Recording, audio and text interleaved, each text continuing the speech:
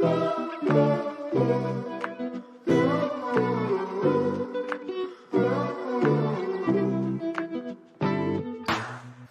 and welcome to Have You Got Your Shit Together with me, Caitlin O'Ryan, the podcast that celebrates not having your shit together. On today's episode, we have Leyla Josephine. Leyla is an incredible artist from Glasgow. She is a performance poet, a theatre maker, a screenwriter, a facilitator and a project leader. In 2014, she won her first UK National Slam at the Royal Albert Hall and has gone on to perform on the same bill as poets such as Kae Tempest, Hollie McNish, Low-key, as well as having supported the legend that is John Cooper Clarke on his Scottish tour. She's also created 2 award-winning shows, Hopeless and Daddy Drag, which she performed at the Edinburgh Fringe Festival, which is where we recorded this episode. We found a room tucked away at the Fringe's Summer Hall venue. It was a joy to chat to her. Here's Leyla.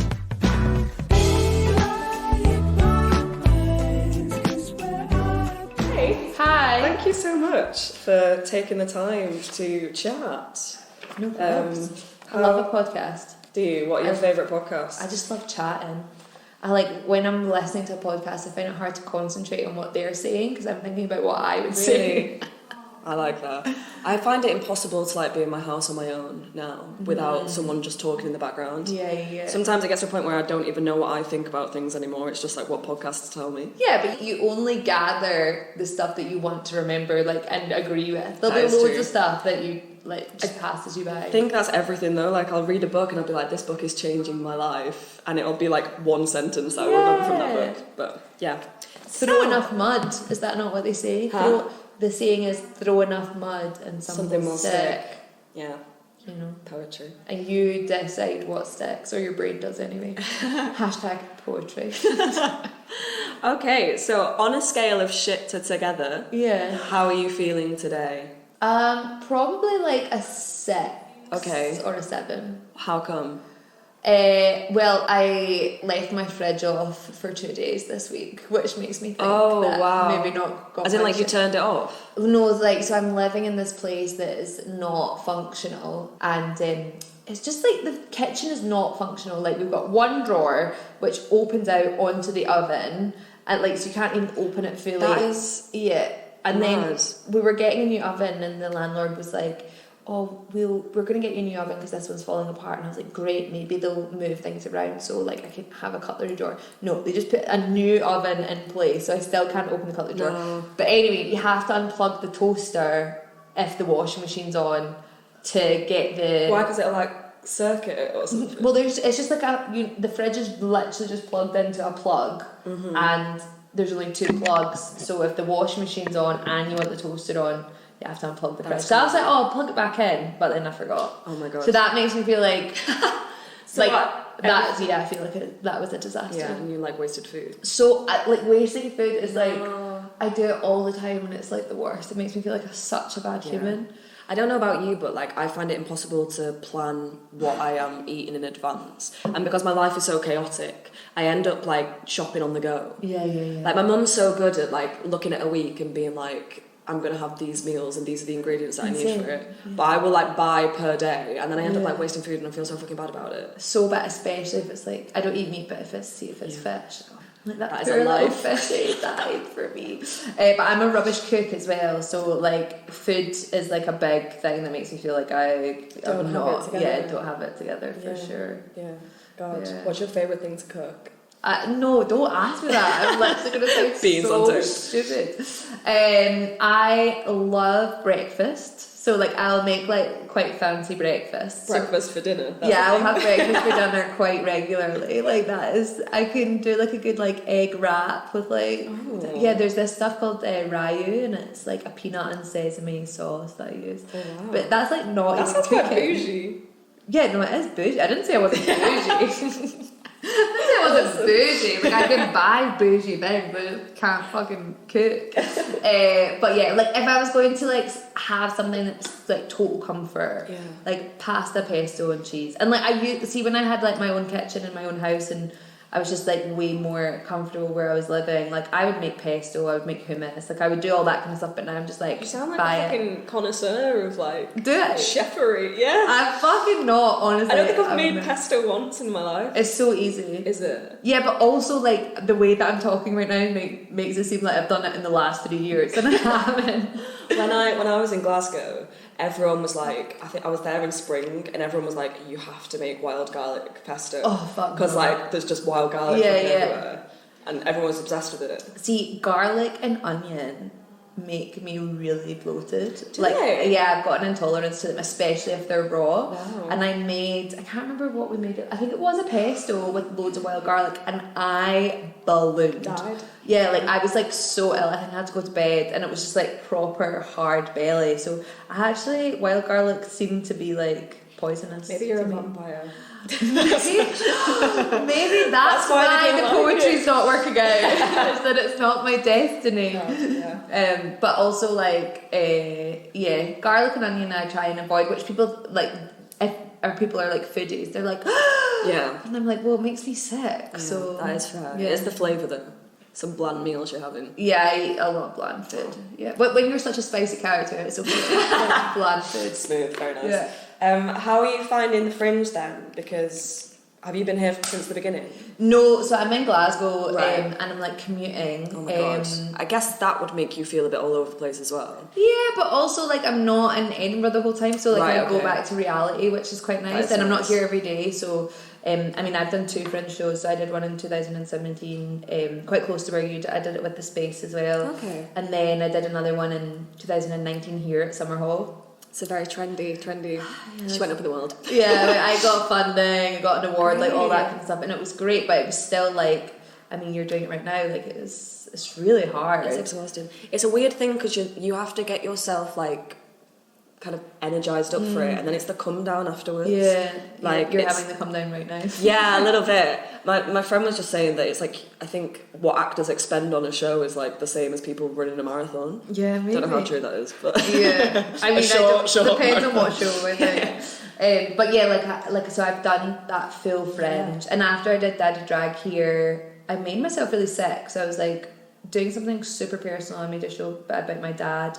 And my mum narrated it, and it was like a drag show, and I pretended to be my dad. Yeah, and then it was really good.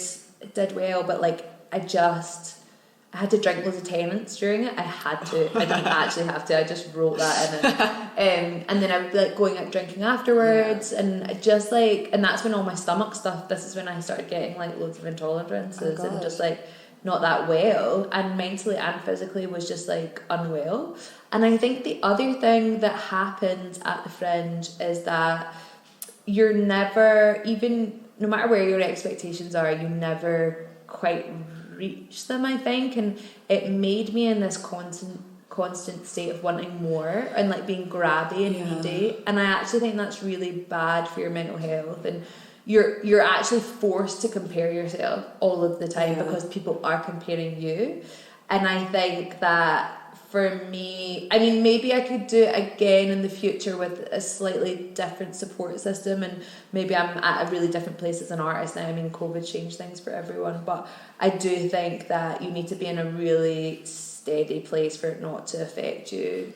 I think as well, doing if you're solo work, and if you're doing something really personal that you've written as well, it's very hard to separate the kind of work aspect from it and not taking people's opinions as like a personal attack, or like approval of the thing that like your baby essentially. I know, it's really fucking hard to maintain. But not even your baby, but like it's almost like, you know, people would be reviewing my ideas of my dad, which is like crazy. Yeah. But then like I'm like, well, also why did like that you asked for it? You know, like I'm not a victim in it. Like I decided to do it. I decided that I knew what the cost was and went for it.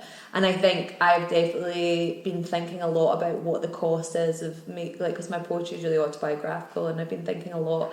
Actually, after seeing Lana Del Rey at Glasgow as well, I was thinking a lot about like what the cost is for us to share our personal lives and our art, and like we all feel like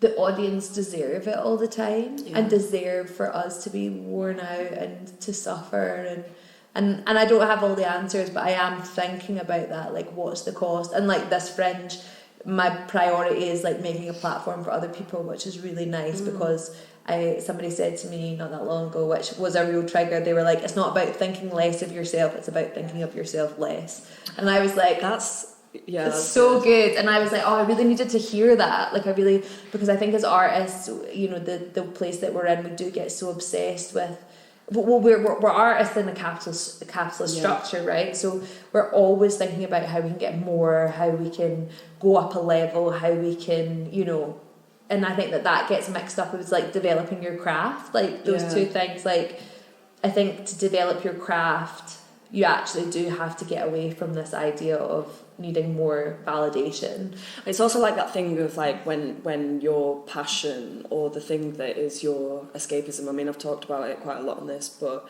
when people start to say that you're good at it and you're like, well, maybe I can like start to make a living off of this, and that kind of cross section of exactly what you're saying, like the capitalism coming into the thing that is just your escape or natural your expression, talent. yeah. And I think it's just a fine line between, you know, earning money as well.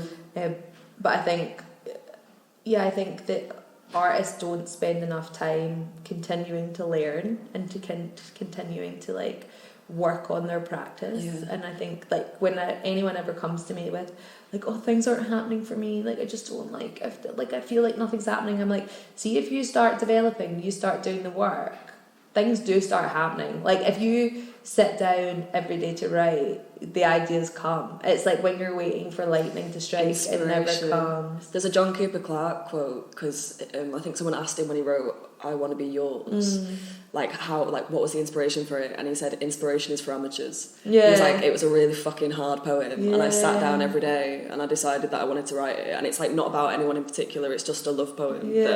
That's kind of stayed with me, because I think sometimes I can be like that and be like, I need my heart broken or something so I can start writing. Oh no, never wish that. No, I know.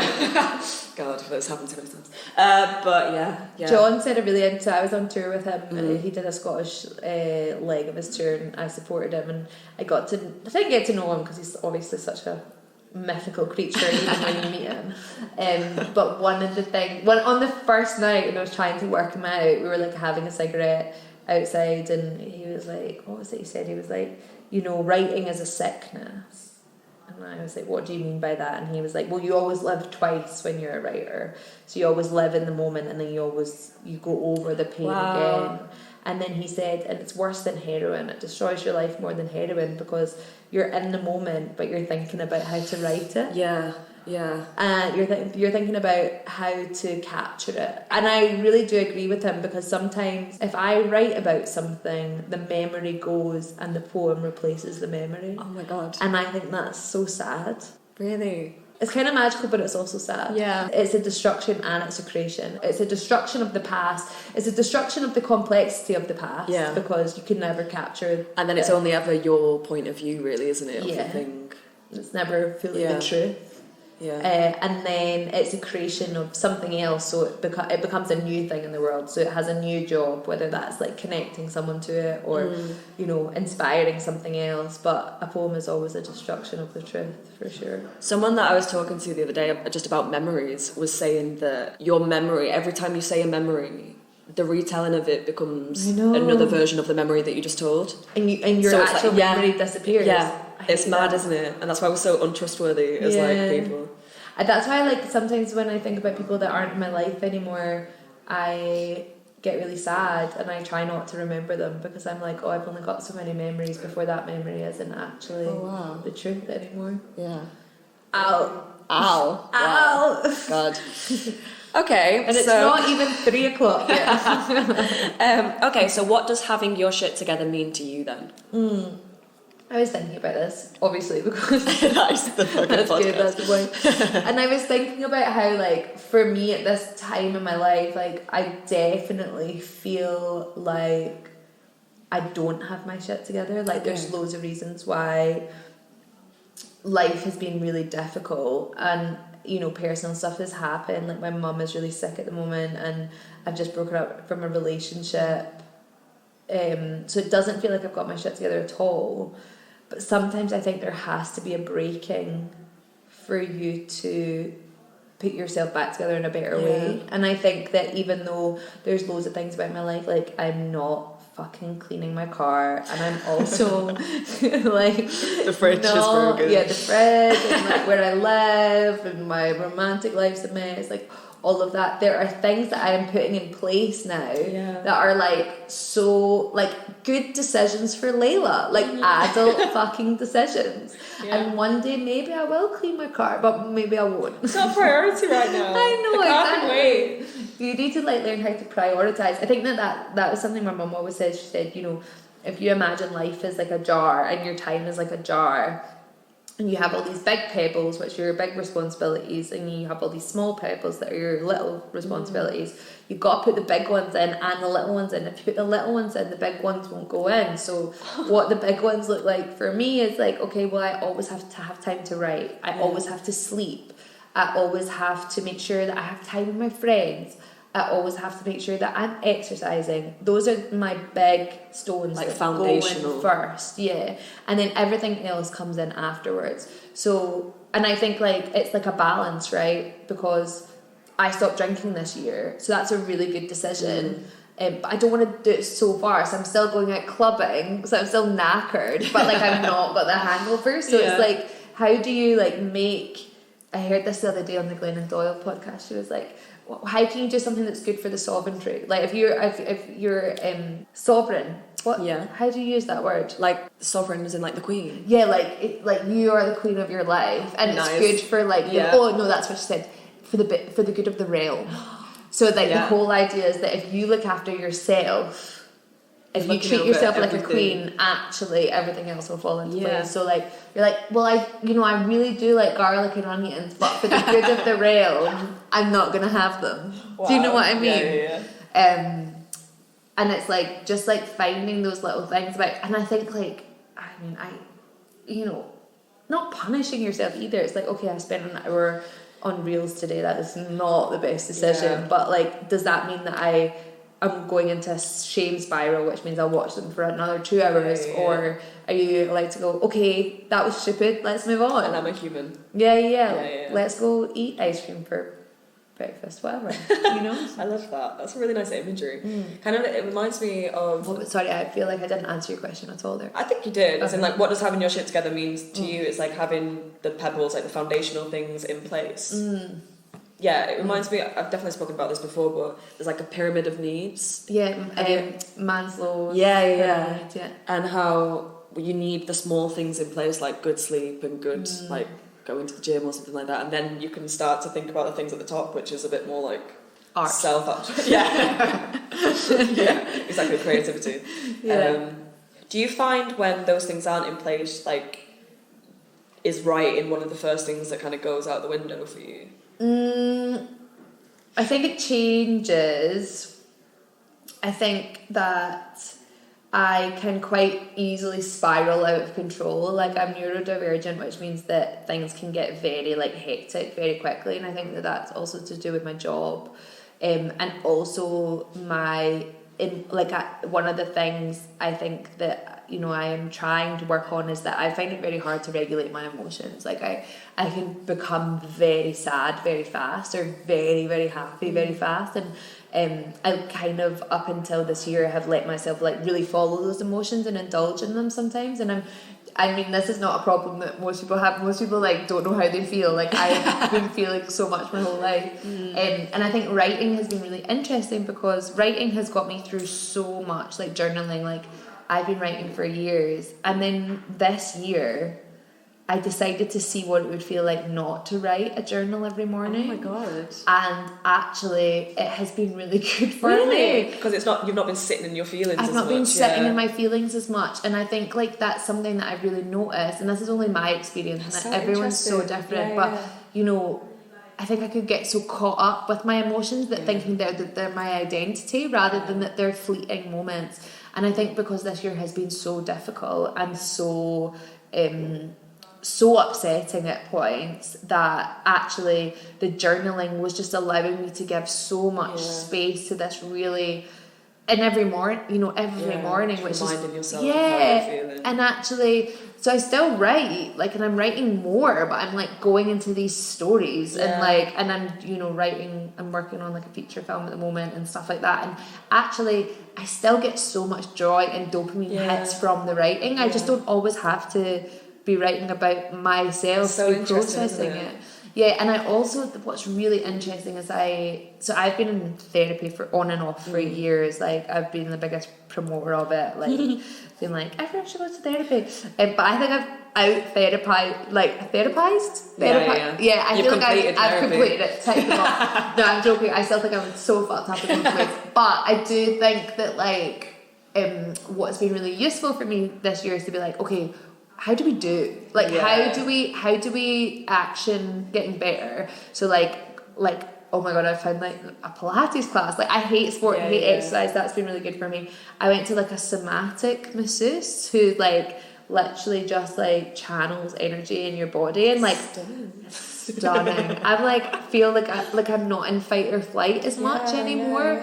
And also I'm just not as heady. Getting out of the cerebral and into your body a bit more. And again, it's going back to the thing about like, it's not about thinking about less of yourself, it's about thinking about yourself less. That's like, capitalism makes us want to always be like me. And sometimes actually it's really useful for us not to think about ourselves.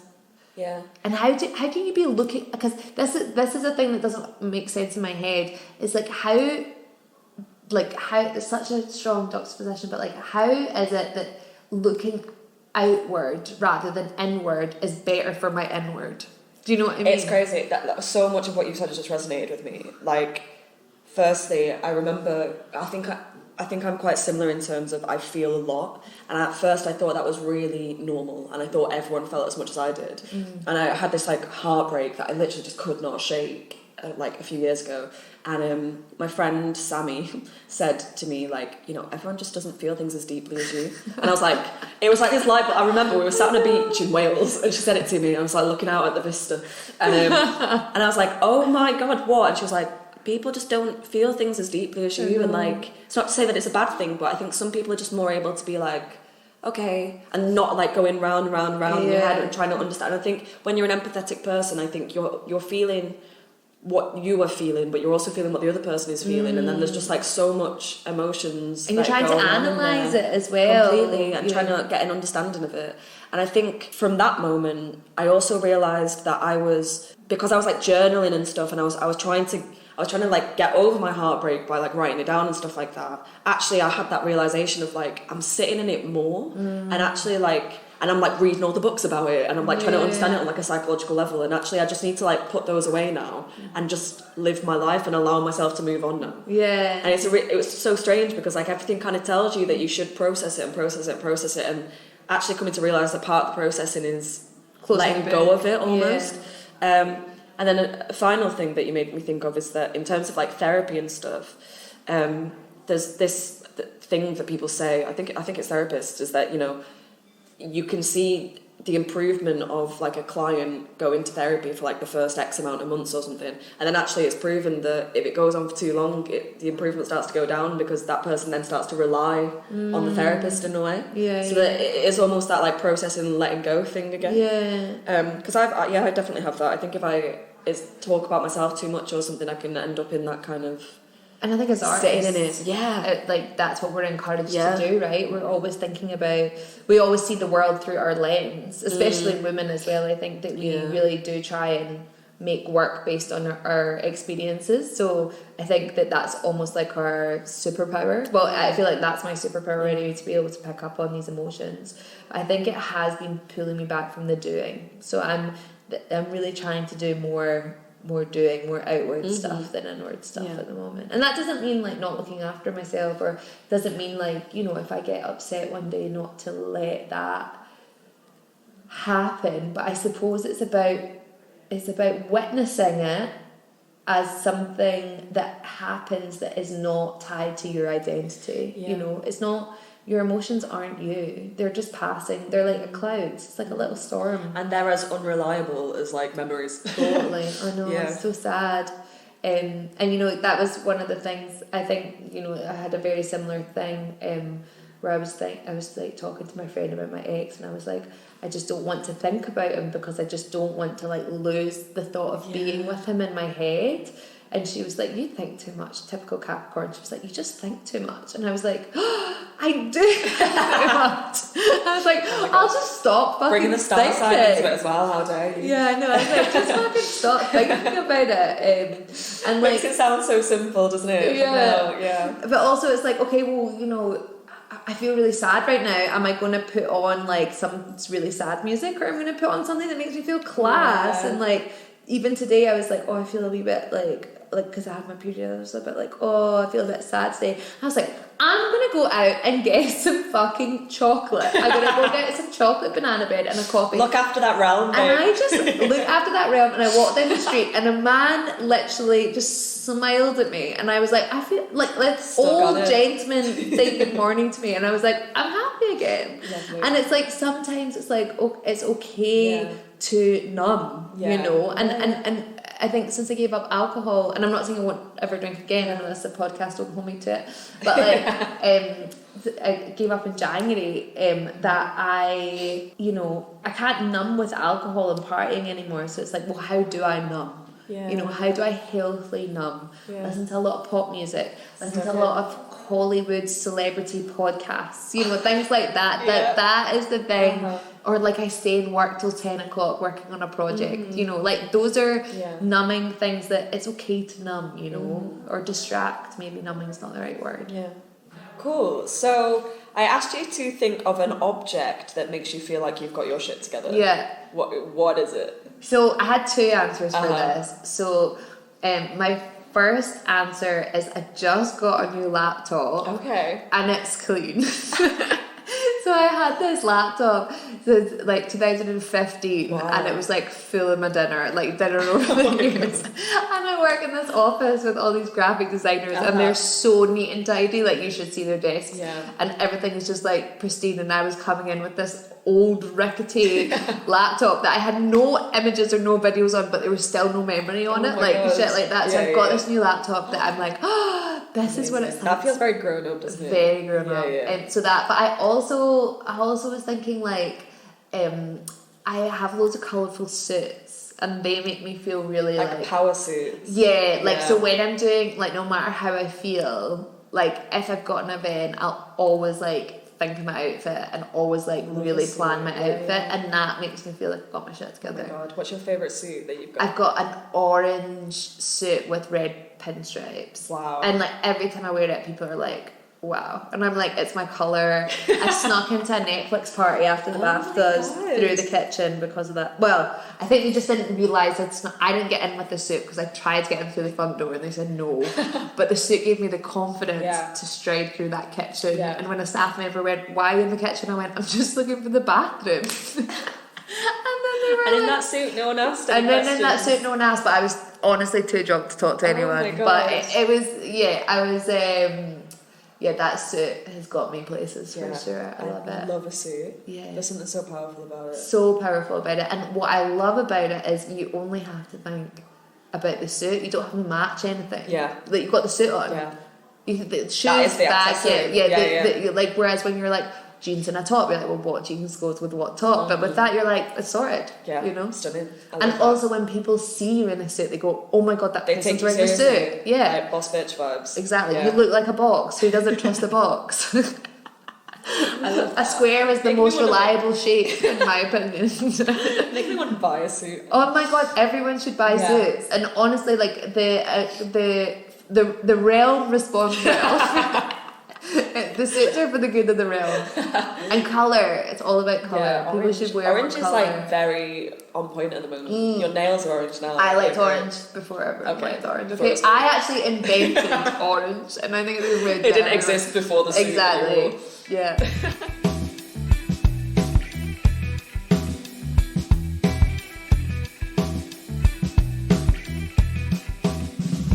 A time in your life where you felt like you really had your shit together.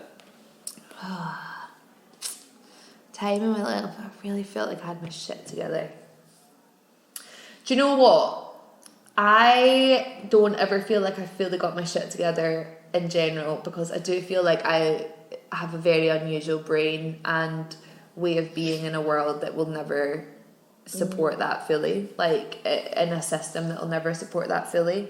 So a lot of the time I feel like I am a square in my suit fitting into a circle. Do you know what I mean? And like I actually never will fully become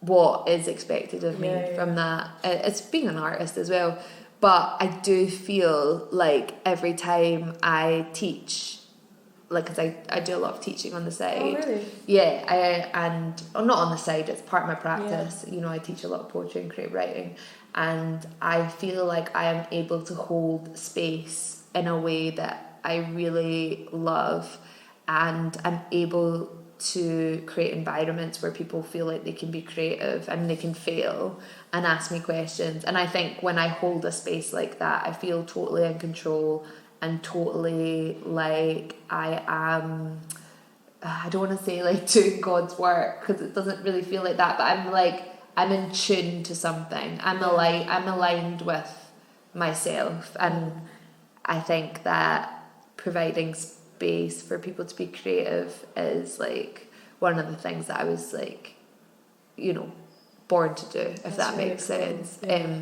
And that's why I really love it. And I think that responsibility I take very, very seriously, which means I always have my shit together because I take it so seriously. That's really cool. People's creativity is very very vulnerable, and it's very delicate, and you have to be really cautious with it, for sure. That's lovely. When did you first start writing then? So I started writing when I was like in third year of uni. I mean, I always wrote diaries and stuff. And like, this boy doesn't like me, this girl doesn't like me. But then when my dad died, when I was in third year of uni, I started writing, and that was kind of where it all began. Wow. And then, you know, the poems, somebody told me they were poems, and I was like, really? Like, I don't understand. Sure, and then I went down and did a gig at In Deep, which is a night, that an open mic night that's still running. I've been to that. Have you? Yeah, is it in like the Arches? Yeah. So that's been running for like, I think it's their 11th year this year. Wow. So yeah, I started there, and I would do that every Tuesday, and then it just kind of grew arms and legs. And then the year that I started, I won a slam at the Royal Albert Hall, and that just like, oh my God, kicked everything off. Yeah. So that was what I was doing for years, and then did theatre shows, then started developing film, and you know, but the poetry has always been a kind of way for me to access loads of different other realms. Like, it always felt like a doorway, if that makes sense. Yeah. And I think people always say, you know, like, poetry is so different from film, like, how do you jump from one to the other? It's so different from theatre. And actually what poetry is really good at, I think, is that you're always editing, you're always cutting down, you're not being precious, and also you're trying to always get to the core meaning and the core and in the shortest way most of the time, about how you can deliver your message. And you think about structure a lot, and you think about the journey of the reader, and I think that poetry is really just this like really diluted, no, not diluted, what's the opposite? Concentrated, exactly, version of all other art forms, if that makes sense. So how, because it sounds like you just naturally had capacity for writing. How do you then teach it? Because that's always something that when people have asked me like how, I don't know how to put into words. It's just something that... Yeah, so for me it's like not so much teaching, it's more like, because I believe that everyone has a writer inside of them. Everyone can talk, right? So actually everyone, well, not everyone can talk, but you know, if you can express yourself, or if you have a thought in some way, it's all about just finding a way of communicating that thought. So for me it's always about like looking at the group of people that I've got, so whoever that is, whether that's in a school or in a prison or in a school with disabled children, or if it's young mothers, or if it's uni students, or if it's you know, business people, whoever it is. It's like, okay, well, what is this context, and who are these people, and how do I create an environment where people feel confident enough to try and to fail? And I think that's the thing that I always do. I always like make the stakes really low. So we talk about, you know, write about your favourite food, write about your favourite view, write about a time you felt free, write about an embarrassing thing that happened at school. You know, like all of these things that are just like conversational. Get them to you know, writing is a muscle that you need to practice. So getting people like feeling familiar with just like writing something that's not like that poetic, that's always the starting point.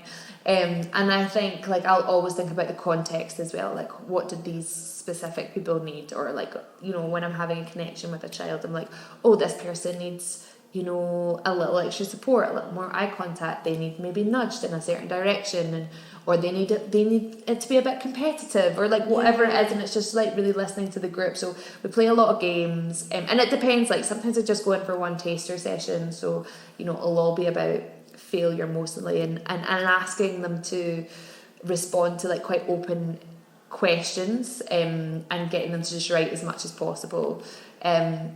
And you know, if they can't write, then you know it's really good to have like people in the room that can write for them, or sometimes people don't want to write, so I'll just have a conversation with them, and that is enough. I mean, I was talking about working with people that were non-verbal, and like that looked really different again.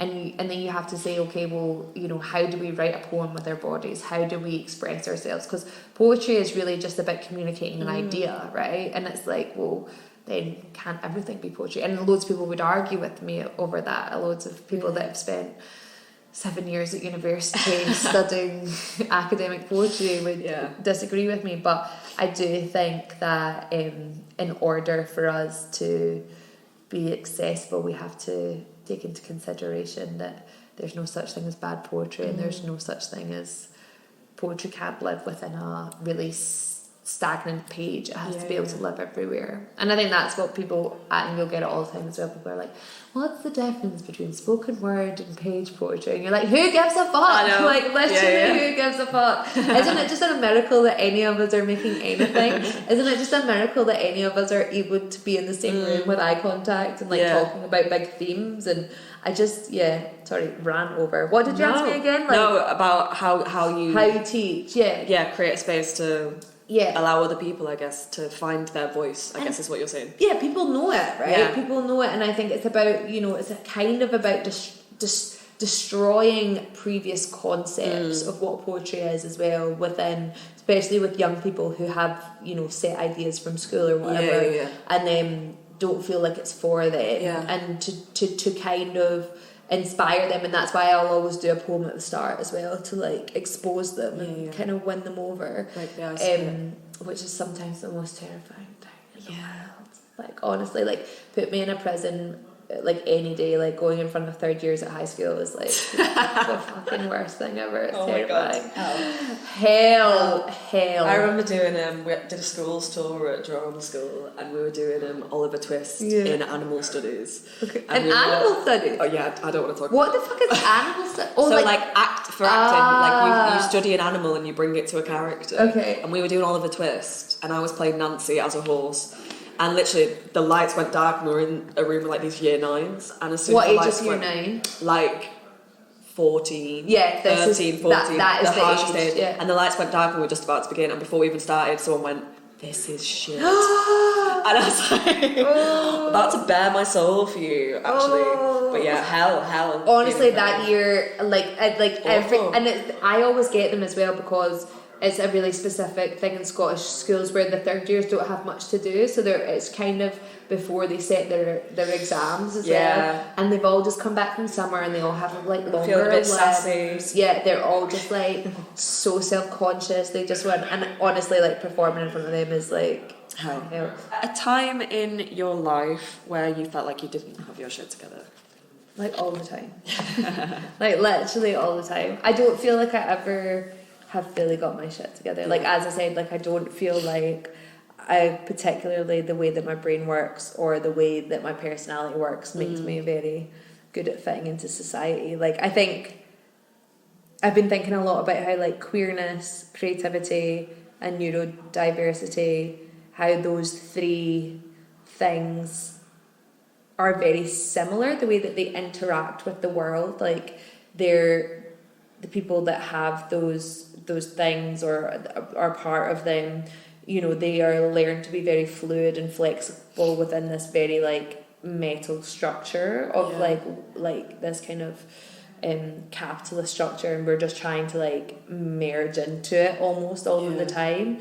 And I think that that's like, for me, something that has for a very long time made me feel very sad that I can't fit in, or like I'm not normal in quotations, and like, you know, a lot of my friends, I am jealous of their very regular lives, but my life has been very chaotic since I was a child, you know, with my parents, and also with my schooling, and with like trauma, and like things I've never had a very easy 9 to 5 life, if that makes sense. And I mean 9 to 5 as in like a structured, and I think I do benefit from structure, but I don't think I will ever fully be able to engage with that, you know, in a way. And I think it's about like grieving that, but also being like, okay, well, that makes, you know, life have a different shimmer to it, you know. There's a sparkle that is present in my life, that, or is present on some days, that people will never see in their whole life, and that has to be worth, you know, not having your shit together in terms of this capitalist. I keep saying capitalist, I don't know what I mean. I know what you mean. Yeah, like, it's like the society in which we live in, which is built on a capitalistic structure of working 5 days a week and like having kids. And I think that being like, coming to terms with being bisexual as well, like, you know, I will always be in a relationship that will feel like not like I'm fully engaging my whole self in. Whether I'm in a poly relationship, which I don't really ever see for myself, but you know, like I always, or for example, like school or work, you know, like I'm very dyslexic, so school was never worked for me, you know, because I could never learn in that way, you know. So I think that, I don't know what I'm trying to say, I've lost my train of thought. Well, you're just saying that then, therefore, being in a society which kind of expects a certain thing of you can be really fucking difficult. Yeah, really difficult. And I think that that's the thing, like, I don't think I always cope that well. And I think that I always try, and I think I'm breaking out of it now, but there was, you know, I had expectations for myself to be able to fit in and have my shit together that I think I need to get rid of. It's reminding me of, I'm going to absolutely butcher this, but obviously Sinead O'Connor has like recently passed away, and like some quotes that were coming out that she said, or someone that she quoted, which was basically like, you know, it doesn't make you well to fit into a sick society or something like that. I don't know, she definitely didn't say that, but along those lines of like, I think it's something that I think about a lot, and how we're all kind of forced to, and you know, some people benefit from it, but I think a lot of people don't, and it's a strange thing to, but I think, feel on the outskirts of it. Totally. And I think the key is that it's like, that doesn't mean that just because you don't fit in doesn't mean that you shouldn't be making healthy decisions for yourself. Or that there's not a place for you as well. Yeah, and I think that that's when it comes back to shame about how you feel about it. Because I know when I'm feeling shameful about not having my life together, that's when it becomes toxic. Or when I am celebrating that I, in quotations, don't have my life together. Like, for example, on Sunday night, we did a show together at the Yurt at Bistro Square. And at midnight. It started at midnight and it ended at 3. And I didn't get home because I dropped 2 people off back to Glasgow till 5 in the morning. Oh my God. So I didn't wake up until 11:30, and then I ordered Deliveroo to my bed and ate sushi in my bed.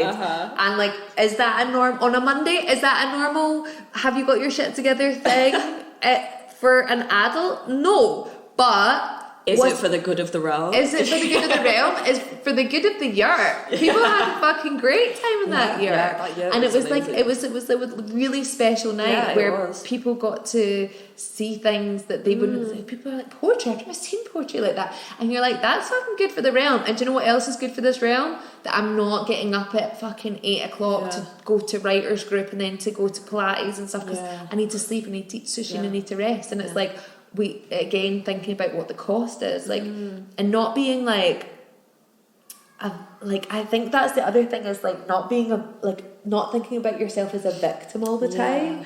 So like being like, oh, like I've just stayed in my bed all day, I'm like the worst person in the world. It's like, no, you made that choice. Like live and also sometimes it's making decisions that like nourish your soul as opposed to like things that you ought to do because you feel like it's the right decision. Again, it's like how can you make the healthy decisions for yourself, but also you're not making it because it's expected of you. You know, it's because you are in touch with the good of what's good for the realm, you know.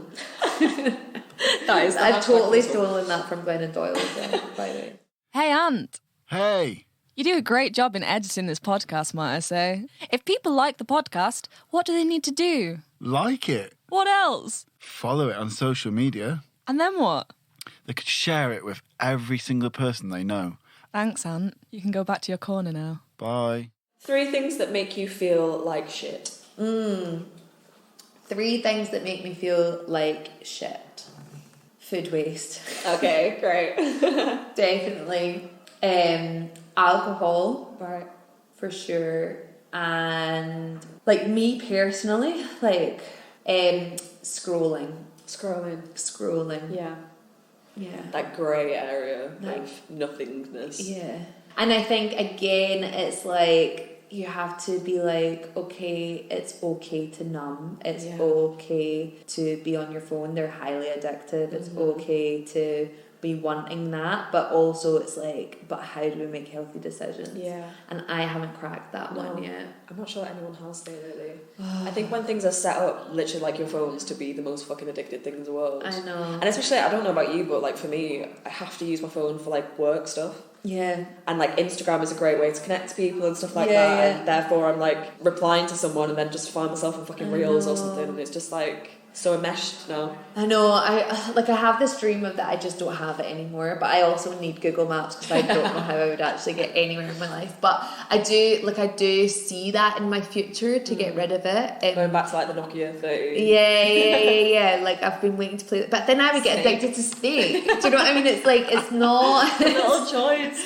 Yeah. But like I think like I also do see my life without it at the moment, for sure. I would love to see that, but I'm just trying not to be so hard on myself about it, if that makes sense. I also, to do with the food waste, I think that's the one that I really would like to get better at, and I have to make more sensible decisions, is because I'm quite bad at environmental stuff. Like I need to realise that like I've got a responsibility, but see when I'm at, that's probably the first thing to go. Like I'll just jump in the car rather than get public transport. Like if I'm in it, I'll just put my coffee cup in the bin, and then and it is like that thing where it's like we're taught to feel really guilty about it, and I do feel really guilty about it, and I think I can do better. So I'm going to try. And this podcast can hold me to it. 3 things that make you feel like the shit. Like the shit. The shit. Oh my god, I've already talked about my power suit. Clothes are a big one. Skincare is a big one. Stunning. What's your routine? Oh, I could not possibly go into it. It's so long, which is so funny. I feel like that's South Korean. Yeah. Which is so funny because one of my earlier poems, what's it called? Oh, what the fuck? I think it was called Skin. Yeah, it was called Skincare, and it's me going on this rant about meeting this woman who's 32 but looks 17, and she talks me through her 10-step routine, and I do this poem about how I think that's horrific, and I count out how many hours she spends doing her skin routine, and I think it worked out as like 7 days a year that you spend washing your face if you do 10 minutes every morning. And 10 minutes that is her caring for the fucking realm though. Yeah, but now I care. Now I'm getting older. Oh my god. I do the fucking exact same, which is so funny, which is actually the beauty of writing, is that when you write it you really believe it, and then it only takes a couple of wrinkles to make you fucking score that shit out. But yeah, I do love my skincare, which is hilarious because I feel like I almost like manifested me caring about my skin by doing that poem so many times, because That's okay, you can be a hypocrite. I'm a fucking hypocrite. I think we have to be better at saying that we're hypocrites and we don't know things all the time. And we can change our mind about stuff as well. But it's just quite funny, because if anyone's heard that poem, they'll be like, wait a minute. So what was your question again? 3 things that make you feel like the shit. Oh, performing. Yeah. I feel like especially when you get those little bits in between your poems down, and you like have to practice what you're saying, and you just feel like totally in tune with it, that makes me feel like the shit. And like when you've got them just like in your the palm of your hand. And I also love when they don't know what to expect of you, and then you come in and you do something that totally not even shocks them, but just surprises them. Like, that makes me feel fucking bad. Do you still get nervous? I was nervous the other night. Yeah, because do you know what? That was just such a random night, though, I guess. Like, it was so late. And I guess you didn't know what kind of audience you were going to have or anything like that. And we'd been running around flying everywhere. I had 2 Red Bulls, and I don't actually have that much caffeine, so it's just like so off my face. But yeah, like if I have realised that I don't get nervous when I warm up. I need to warm up. I need to go over my set. I need to breathe. I do my Wim Hof breathing. I don't do any of the ice stuff. He just has an 11-minute breath work thing. What's that involve? It's just like breathing and holding your breath in certain rhythms. It's so good. Oh my god, it's so good. I do it before bed. But like I also read this book called Breathe by James Nestor, and it talks about how like we all breathe through our mouths now, which we shouldn't be doing. We should be breathing through our noses.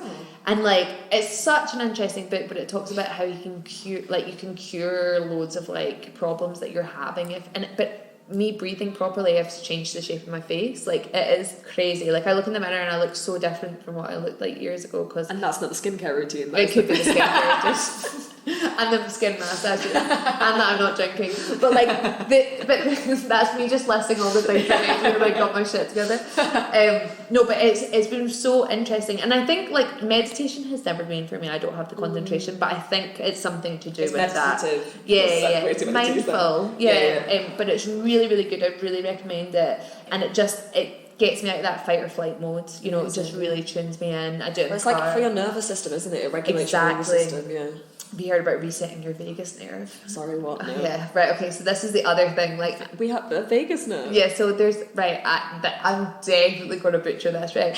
So you've got a vagus nerve, which is the biggest nerve circuit in your body, right? And most of us are in fight or flight all of the time. But there's like these little tiny moves that you can do that reset your nervous system, your vagus nerve. So it's things like, it's really specific. There's a really good YouTube channel called Human Garage, and they show you how to do it. They're really simple moves, but one of them, which I try and do quite a lot, is that you sit or you lie wherever you're comfortable, and you keep your head straight, but you move your eyes to the furthest right that they can go, and you hold that for 30 seconds or more. If you do a minute, like, it's better, but if you can only do 30 seconds, because it does start to get really sore, and then afterwards just move your eye line round to your left hand side and do it again, and you'll feel yourself exhale or gulp, and that'll show that you've reset and you've come back to a neutral state. This is what makes me think that we are like fucking robots or something. It's the reset button. Yeah. It's like we've all got the Matrix. Oh my god. But it's just these really simple moves, because the thing is that we are constantly in a state of stress.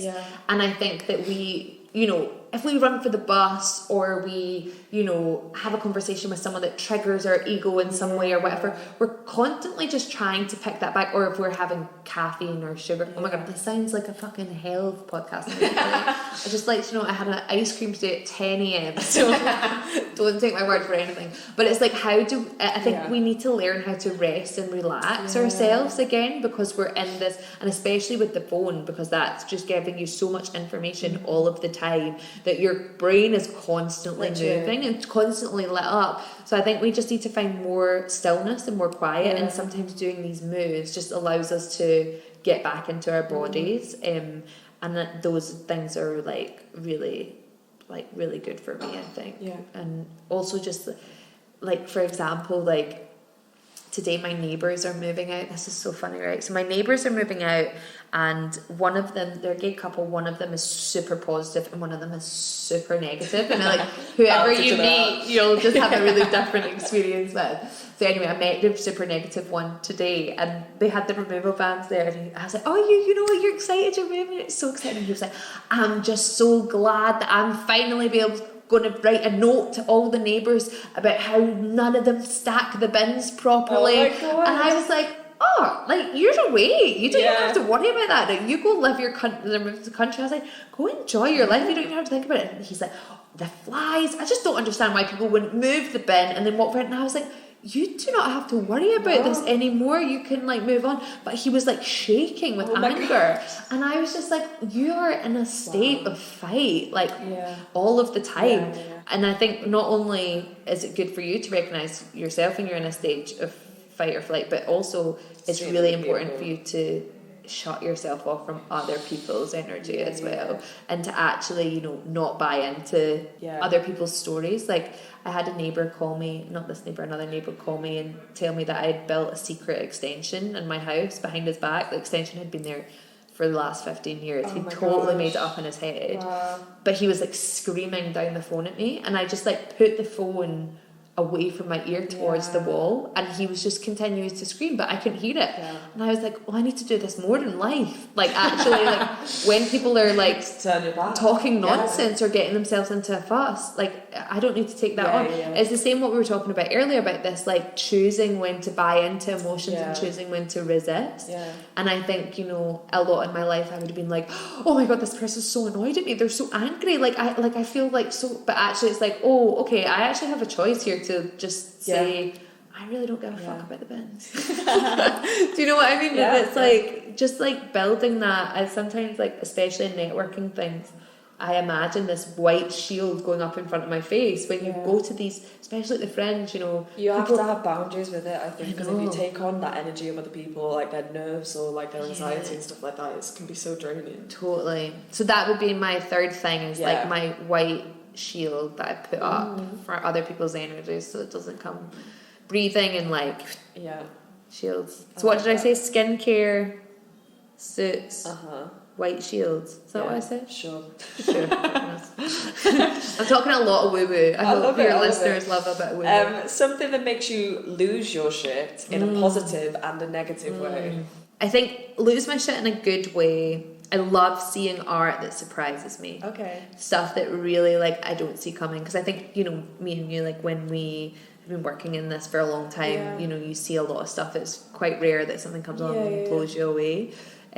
So I love seeing stuff like that. I love losing my shit. I love losing my shit over some celebrity scandal. Like, see, when a celebrity scandal comes out, I just, like, I love it. Like, I can't stop talking about it. Like, that too. I don't have enough people in my life that love talking about it. Like, most of my friends, like, they have no interest in it. But I have a couple of friends on Instagram who, you know, like, when the Ariana Grande stuff came out, I was like, we need to talk about this, you know. Let's get together. So, like, voice noting it, like, all the time. I just fucking love it. Like, I live for it. And it just feels really harmless when it's just, like, I know, these kind of make-believe people, which is probably not kind. But I know, I think I had that with them because I went through a breakup at the same time as the Holly and Phil scandal. And it was, like, the perfect escapism until it got quite dark. Yeah, it's quite dark. And then I was like, oh God, no, I'm too invested. Yeah, but sometimes when it's dark, it's, like, even more engrossing, right? Do you follow Demois? I love Demois. See, if I wasn't actually around, occasionally that makes around, me feel nasty sometimes. Yeah, but she's quite good. Depends. She's quite good. She's actually not so bad. So she has limits. Like, she's like, well, I won't talk about something that's come up in AA and like stuff like that. So she has limits. Like, I think like Perez Hilton back in the day, like that's filthy. Nasty. You know what I mean? Makes me feel grim. Yeah, But I mean, also, I am around celebrities sometimes, so I don't like love. Like, I wouldn't want people to know that I do you know what I mean? Taking notes. I would want you the informer for Demois? I'm like messaging Demois with my intel. I have no intel, but God, that's the only reason I'm trying to be successful, so I can have some intel to relate to Demois. So that makes me lose my shit. So those two things. And then in a negative way, have you said that? And a negative thing, I get really annoyed by migration stuff. That really pisses me off. like, I think, you know how everyone feels like they've got something that really, like, you know, whether it's climate or politics, whatever, like, whenever anything comes up about migration, I get so disheartened, even though it's obviously not a lived experience. But that is something that really, like, I find it very hard to empathise with people that are so cruel. Yeah, and you take an issue with it as well. Yeah. Yeah. And I just find it, like, all the stuff happening in the government at the moment about them trying to stop the boats, it's just like, it just feels so, or like the Rwanda stuff, it just feels so far away from, like, a human response. Yeah. Like, it just feels so cruel. Yeah. And I don't really have the words for it. And I just don't understand why we're not out in the streets. I just don't understand it. Yeah. But I'm not out in the streets. I think this part is part of, like, our culture. It's just everyone's, like, apathetic about everything at the moment. There's so much. And, like, technically we should be up in arms about fucking everything. Yeah. And I think people are just tired. Yeah. And that's not an excuse. It's just, like, an acknowledgement of, you know, I don't think people believe that we can make a change anymore. No, I know, I agree with that. You know, so much within our politics has gone a way that, like, I certainly didn't vote for, or, you know, and it's very disheartening and it makes it feel overwhelming. Totally. Yeah. That's what my first show was about, actually. It's called Hopeless, and it was like, it was kind of during, it was 2016 and 17 that I made it, so that was kind of like Trump era, and also kind of the big surge of, like, migration visibility, like, and I worked in a refugee camp in Greece, and it was just very much part of my, I don't know, it just felt like it was more in the media, and more people were talking about it and stuff, and I was, like, thinking about it a lot, and I was thinking about my family who are Irish and who would have been economic refugees, which is very different. Well, economic, what do you call them? Migrants. Yeah.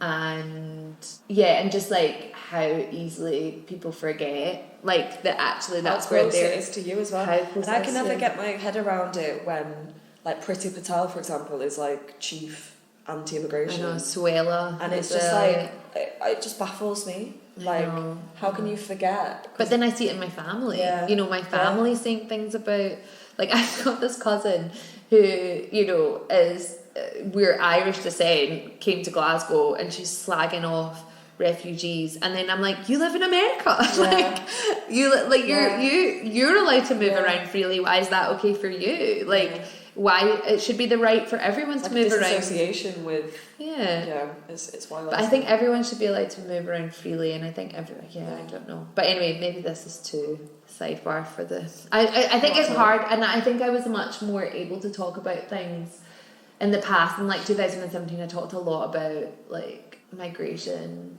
and refugees, and I felt like I was able to, and now I'm not quite sure. I don't think I would ever make the same show again, because I am much more aware of, like, whose story is it to tell, and, like, those are conversations that have really happened since then. But I still think it was a valuable piece of work, and it was all about trying to find hope when things felt really hopeless. And I still do feel hopeful that things will get better, and I do hope that this is, like, the last stand before the new world.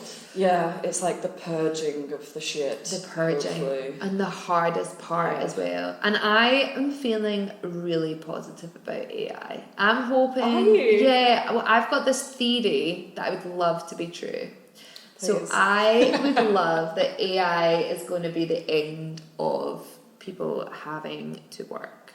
So I would love if AI could start doing more jobs, and that meant that everyone on the planet got a universal basic income. They were all provided with, you know, a living allowance, enough food, good housing, and then they had time they could work if they wanted for extra money if they wanted to.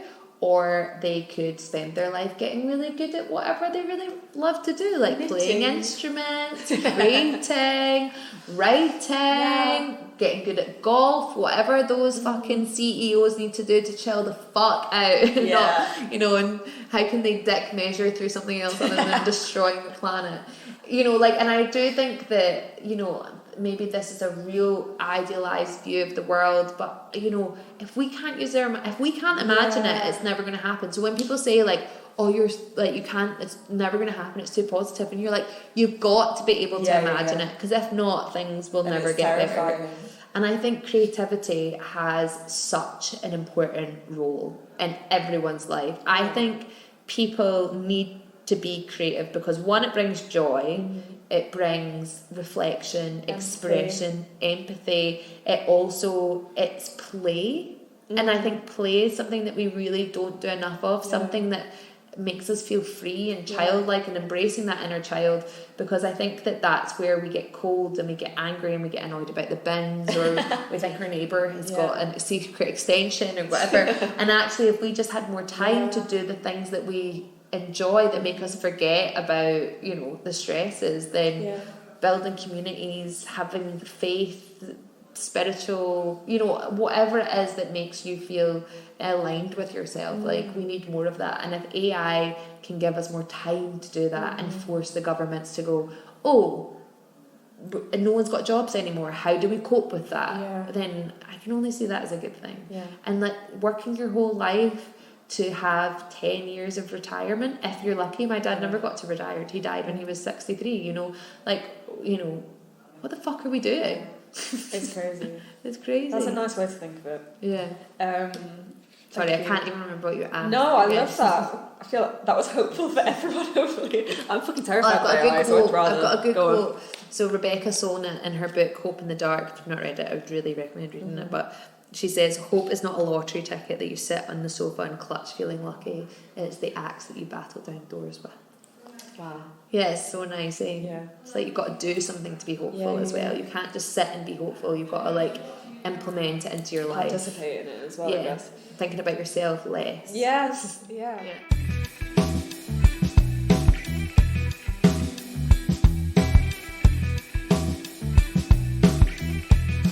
A moment you found some shit out about yourself.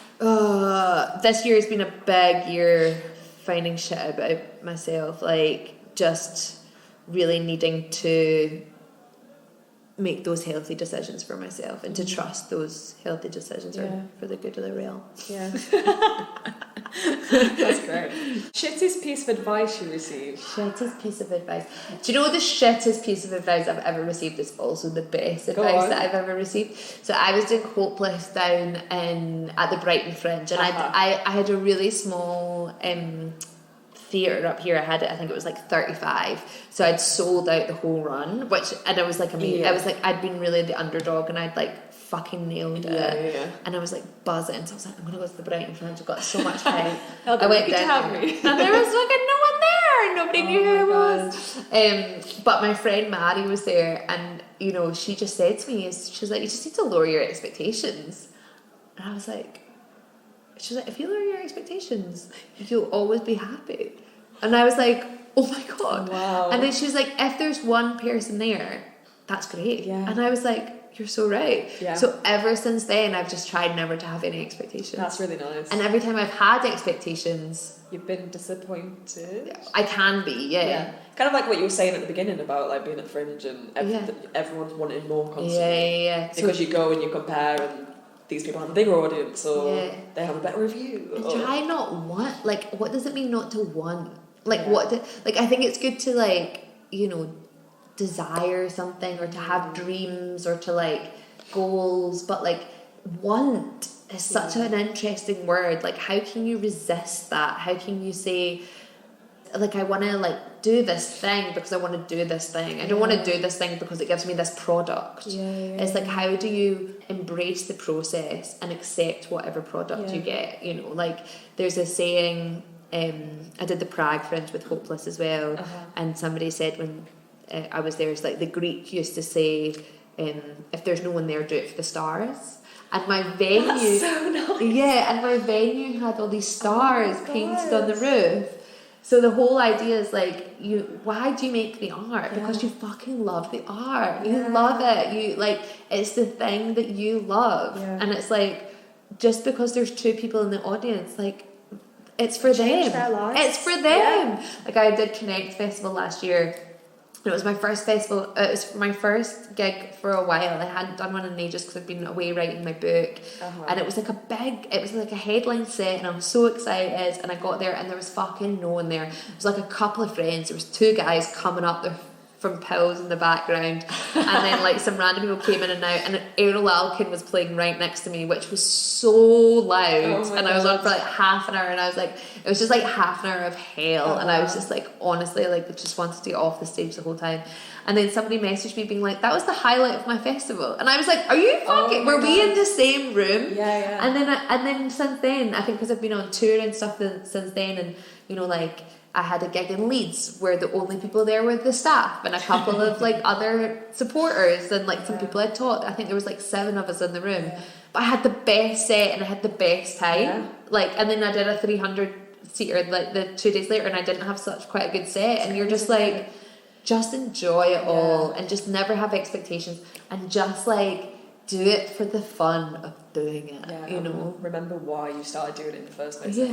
It's just silly. Like, the whole life is so silly. Like what makes it more valuable doing your art to 500 people than doing it for the stars? Both ego, are baby. Silly.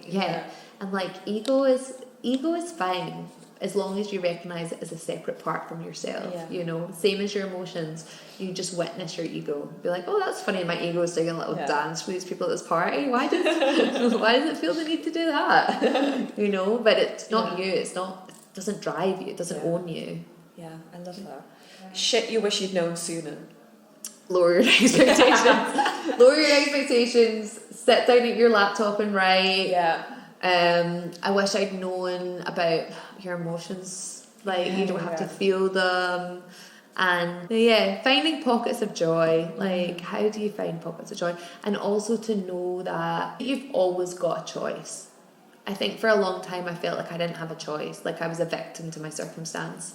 And actually to know that you always have a choice, even if it feels like you have a choice on how to react to whatever's happening. What my friend said something to me when I was kind of in one of those situations, and she was like, you are an agent in your own happiness. And I just thought that was so like powerful, basically saying like, you can't change your circumstances. If you're miserable in this, you can do something about it and you can make a decision to change it. You're the queen of your realm. Literally. And it's scary, but fuck, it's good. But Change it's so can be freeing. good, And it sets about so many other things as well, doesn't it? Have you ever read Man's Search for Meaning? No. It's a book about this philosopher, psychologist, can't remember, and I don't know if he's in Auschwitz, I can't remember, it's long since I read it, but just like, you know, he had the worst time in the concentration camp, and he just writes this book about how he found meaning in his life and how he was able to like constantly regain power even in this situation that was like so powerless, and also people that were so cruel and taking so much away from him and making such inhumane circumstances. But he talks about how his mind was the thing that allowed him to take that control. And I was like, fucking he can do it in those circumstances. We can do it in our poncy wee fringe world. Do you know what I mean? Yeah, put the journal down, babe. Come on, it's not that big a deal. You'll be fine. So I asked you to think of a shit shot, which is a photo on Instagram or like a press photo that to the outside eye looks like you have your shit together, but at the actual time you didn't. Okay, right. So it's like a picture of me on a walk. I'm like walking and my foot is like out, and I'm like, I have these orange wellies on, I have loads of wild flowers in my hand, I've got this like big smile on my face, but like behind my eyes I'm like definitely falling apart. Like I can tell. And I just think COVID was like a really tough time for me. Like my partner at the time was working in a hospital COVID ward, so I really couldn't see anyone, so I was by myself all day, and I had pretty much lost my mind. Like I was not well at all, and I think that really put a toll on our relationship and just everything. Like I realised that I need human contact. Oh my god. Yeah, I think COVID did that for everyone, didn't it? Yeah, totally. But I think I didn't actually realise how badly it affected me until this year. Really? Yeah, I just felt like I knew it had been bad. Yeah. But I kind of didn't realise that I was still recovering from it, maybe. Yeah. Like I still hadn't quite got my sparkle back, if that makes sense. I think I know so many people who have had a similar feeling, and I think COVID was this like shared trauma for everyone. Yeah. That, you know, every day we were living with this, and especially if you had someone working in healthcare and stuff like that, with this anxiety of not knowing whether they were going to be okay, but also like literally catching it off them, spreading it out. Literally, and like every single decision we made felt so like life or death, quite literally. And the things that would normally give us structure in anxious times was taken away from us. And if you were planning something, then it could get cancelled, and there was nothing tangible to hold on to within that time. Yeah. And I think still now, I know so many friends whose confidence has still been knocked from it. Totally. And their sense of self, and I think it was just a mad time that we're all still definitely recovering from. Yeah, I think we're all still reeling from it. And it was years that was stolen from us. Yeah. Yeah. And it made, you know, I don't know, it just makes me wonder, there's probably no point, but it does make me wonder how could have things been different? You know, what would my life look like without it now? But I suppose again, it's going back to that, you've got to believe that it's all for a reason. You've got to believe that it took you out of something that you needed to be taken out of. Surely it was for the good of the realm in some way. There's a quote from a book that I can't remember. It's a fiction book, and I didn't actually read the entire book, but I remember really liking this quote. Yeah. And it was, "You're a fool if you think that your life could have had a different path." Yeah. And I think there was something so beautiful in that, because it's like, you know, so often we're like, God, if I'd have done this, and actually just accepting that it happened, and you can't go back and change anything. Like, you can. And I think that's the thing, like, and I think that's the thing that I learned this year, because my whole life I've lived a very free life. Like I've always been able to do what I wanted to do, like, and that has been such a privilege. And then this year with a sick parent, everything has changed, you know, like I'm not able to do everything that I want to do. I'm like, you know, trapped in a way, and responsibilities came knocking on the door, and like all of this. And it's like sometimes you can plan your life away, you can manifest your life away, you can have all these dreams, you know, your New Year's resolutions, but actually sometimes just life happens at you.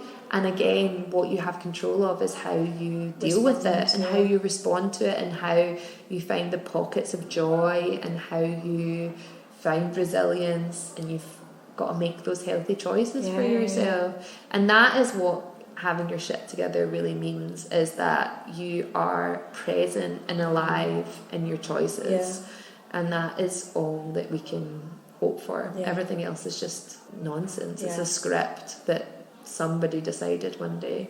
I always think of like having your shit together for me is like having resilience, and like, because exactly what you're saying, like you can't control everything, you're never going to be happy all the time, but if you can feel resilient enough to like not be taken under by it, or then that for me is like when I feel like I'm kind of in control of things. And those moments of overwhelm, how do you, because they're always going to come, right? There's going to be moments that you feel so overwhelmed that you'll never get to the bottom of it. How do you go, okay, well, what do I know helps me in these moments? What do I need? And rather than having a meltdown and going and locking myself in the toilet and scrolling on reels for half an hour, like with a bottle of wine in hand. Or going to shag someone else and shagging, or whatever it is. Like, what is the thing that you do that's the healthy choice? Yeah, I love that. I hate the word healthy because it's like got so many connotations. What's the fun choice? What's the sovereign choice? I like the most caring choice for yourself, really. Yeah. So, Leyla. Yeah. Have you got your shit together? Yeah, hell yeah. Yeah, fuck it. Let's embrace it. Yeah, we've got our shit together. Yeah. The system is fucking failing. And we're here. At Summer Hall, loving life, making art. What a miracle. Oh my god, yeah. What a miracle. Cool. Life is good. Thank you so much. No, thank you. For coming on the podcast. Yeah.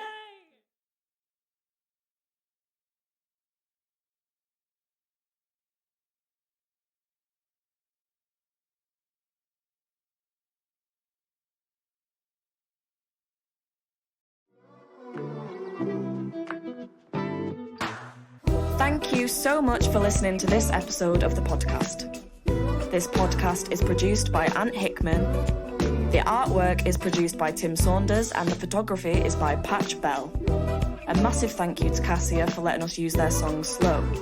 See you on the next episode of Have You Got Your Shit Together?